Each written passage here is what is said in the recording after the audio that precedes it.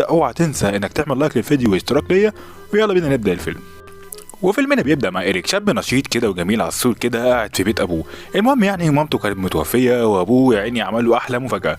صاحبنا دخل البيت على طول، فبيدخل الحمام فبيشوف منظر حضاري جدا جدا. يا بختك يا ابن اللعيبه. فبيقول لها انا اسف ليكي بس ممكن نتعرف؟ فقالت له اكيد، انا مرات ابوك الجديده. طب ده وقته نتعرف يعني ولا ايه؟ طب ممكن تلبسي. المهم يعني بيطلع لابوه وابوه بيقول له انا عملت لك مفاجاه جامده جدا جدا. فقال له هي فعلا جامده؟ قال له ايه؟ قال له لا لا، ما ولا يهمك يعني. قصده ان هي جامده وبيعرفوا عليها وبيقول له دي مرات ابوك الجديد، بارك لها. قال له ما انا عينت البضاعه، ذوقك حلو يا حاج. المهم يعني ابوه بيقول له انا كنت عايز اقول لك بس قلت اعمل لك مفاجاه يعني. ما علينا. المهم الاتنين اتكلموا وقال له انا متاثر والله بموت امك، لكن طبعا انا راجل شاب زي ما انت شايف وقرن يعني، لان مراتك يا حاج عماله تغرب ابنك قدامك. حلوه بنت اللذينه. المهم يعني راحوا كلهم حفله هناك مع بعضيهم علشان يحتفل بمراته، وعزم كل اصحابه هو اصحابها كمان. وهناك كانت واقفه مع ابنه ايريك لانه زي مامته، هنفضل نقول زي مامته دلوقتي يعني. بعد كده بتروح تسلم على واحد صاحبها، ومين بيشوفها؟ جوزها الجديد اللي هو ابو ايريك. وبيبص لها بصه احنا عارفين بعديها هيعمل ايه. جاب لها هديه طبعا، راجل يلا.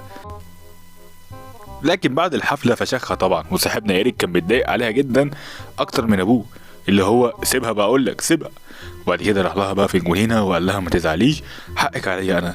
وبيقول لها المهم يعني بنعرف برضو ان ابوه عنده عربيه من ساعه ما مامته ماتت مش بيركبها، لان العربيه دي غاليه عنده جدا. صاحبنا ايريك بيدخل الاوضه بتاع مرات ابوه وبيمسك الاندر، فهي بتشوفه فبتضحك وبتبتسم لكنها مش بتتضايق منه. بعد كده بقى بتقول له تعالى اعزمك على على اكله حلوه. فبياخد العربيه اللي والده مش بيحب حد يركبها، وبتروح بيهم مطعم بتاع واحد صاحبها. المطعم مقفول لكنها معاها المفتاح، وبيدخلوا الاتنين لوحديهم المطعم علشان ياكلوا. وطبعا المطعم كان مفتوح، وهي قاعده تتكلم معاه وبتقول له ان هي اعجبت بوالدك علشان بس نفسها تعيش. المهم الاتنين قربوا في الوقت ده من بعضهم جدا جدا وسكروا. فدخل واحد على اساس ان المطعم مفتوح، لكنهم استخبوا منه.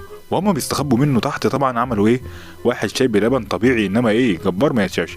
وبيروح بقى في الاخر بالعربيه. لكن هوب، الباشا كان شايفهم هما الاتنين وهم راجعين بالليل بالعربيه اللي مش بيحب ان حد يركبها. وتاني يوم بقى على طول كان قاعد بيضحك معاهم وبياكل معاهم ولا كأن اي حاجه حصلت. ومره واحده بقى بيقول له بقولك يا ايريك، بتيجي نلعب كوره سله انا وانت؟ يعني بقالنا كتير ما لعبناش. وهي بتقول له روح العب معايا يا ابني.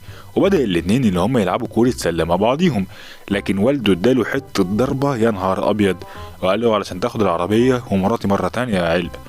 فهي بقى بالليل بتعتذر له وبتقول له هي ما تعرفش ان والدك كان غشيم كده. فبيقول لها عادي يعني الواحد متعود وكده يعني. فبتقول له حقك عليا، انا اللي قلت لك تعالى خرجني. فبتقول له معلش وبتصالحه. والاتنين بيعملوا احلى شاي بلبن جميل طبيعي. وبتصحى بقى بسرعة الصبح وبتحاول تجري على اوضتها، لكن والده بيدخل له وبيعتذر له اثناء لما هي كانت مستخبية ورا البتاع. وبتقول له الحمد لله ان هو مشي وان هي تطلع بسرعة. إيه الرعب ده يا بنتي؟ المهم بقى ما علينا، بنروح لاحداث اليوم التاني على طول. صاحبتنا ادمنت العلاقه جدا بينها وبين ايريك ابن جوزها، لدرجه ان هي ما بقتش شايفه جوزها خالص. وبتقول له ياه لو انا كنت قابلتك انت وفكتني من والدك، لكن النصيب بقى. المهم بقى والده بيعزم اصحابها، ومن اصحابها في بنت جميله جدا جدا، دي هتكون بطله الفيلم مبدئيا يعني، خليكم مشاهدين يعني. وبيقول لها ان دي مبسوط جدا بسعادتها وبجوازها، وبيقول كمان ان هو هيخلي ابنه ايريك يمسك الشركه غصب عنه بشكل كده رخم. ايريك بيتضايق بقى على طول وبيمشي وبيسيب التجمع، فبتروح وراه وبترضيه. بعد كده والده بيقول له يلا نطلع نصطاد انا وانت في البراري كده كعيله. فبياخده وبيطلع معاه. لكن لما بيطلع معاه هناك ايريك ما كانش مبسوط، لدرجه ان هو كان بيفكر ان هو يخلص على والده على طول. لكن الشيطان بيقول له لا يا ابني مش دلوقتي. ما علينا. المهم بقى صاحبنا رجع ووالده بيتكلم معاه وبيقول له ان هو نفسه انك انت تمسك الشغل من بعدي، ما هو هيمسكه فعلا. فايريك بقى على طول بيروح فندق وبيتكلم مرات ابوه، فبيجيله الفندق هناك وبيقول لها ان هو بصراحه عايز ينهي العلاقه بينه وما بينها. فبتقول له ماشي. فبيعملوا شاي بلبن على طول، ومش بيستوعب بالليل الا لما بيصحى ويلاقيها مش جنبه. وبيلاقي بقى شحات فبيديله 5 جنيه فكه كده. بيروح البيت بيلاقي صدمه عمره، والده كان مقتول بالسم. والشرطة بتيجي والدنيا بتوسع على الآخر، وطبعا مرات أبوه بتيجي هي كمان وبتتفاجئ. طب مين اللي قتله، انت ولا هي؟ خلينا يعني نقول الصراحة. الشرطة بتحقق ما بين الاتنين، لكن ده بيقول ان هو ما كانش موجود، وده بيقول ان هي برضه ما كانتش موجودة، وان هما الاتنين روحوا البيت لقوه مقتول، يعني حاجة مش بتاعتهم. المهم بقى الشرطة برضه مش بتصدق الاتنين بيتناقشوا مع بعضيهم، وكل واحد شاكك ان التاني عمل كده عشان يبقى معاه، لكن محدش عارف فين الحقيقة. فصاحب والده بقى بيقول له يا ابني قول الحقيقة واخلص، انت على علاقة بامك او بمرات ابوك؟ فقال له لا. فبيروح يتكلم معاها هي كمان، وهي بترفض ان هي تتكلم معاه، بتقول له ان هي مصدومة ان هو عمل كده علشان يبقى معاها. فهو بيقنعها وبيقول لها ان انا مستحيل اعمل كده، ده مهما كان ابويا يعني مش هعمل في ابويا كده عشانك. كداب يلا، مش مصدقك والله العظيم. المهم بقى الخدامة او صاحبتها بتبقى عارفة كل القصة، العلاقة اللي ما بينهم، وبتهدد ان هي هتفضحهم لو ما ادوهاش فلوس، اللي هو 2 مليون جنيه، ما علينا يعني 2 مليون دولار. فبيروح يكلم مين؟ صاحب ابوه.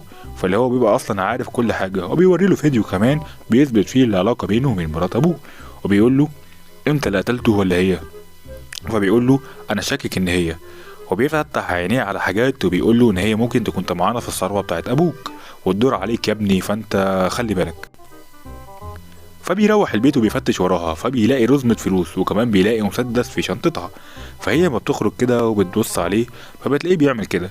فصاحبنا بقى بينزل العربية علشان يدور فيها، فبيلاقي بقى صاحبتنا جاية بالمسدس وبتحاول تخلص عليه. بعد كده طبعا مسك منها المسدس، فقالت له ايه؟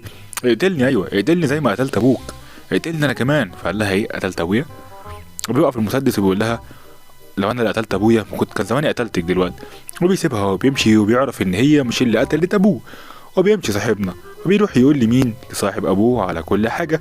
فقال له يا ابني خلاص.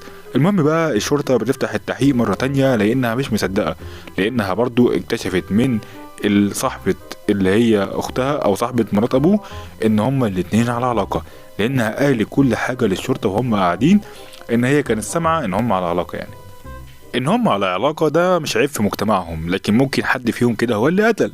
علشان كده الشرطة حققت معاهم مرة تانية، وصاحبنا بقى محتار مش عارف يعمل ايه، لكن الشرطة وقفت التحقيق على كده لحد دلوقتي. صاحبنا بقى راح البيت بتاعه اللي اخد الثروة بتاعته، بيولع في حاجة. مرة واحدة بقى بتدخل مين؟ صاحبة مرات ابوه اللي اعترفت عليهم، ووشها جامد.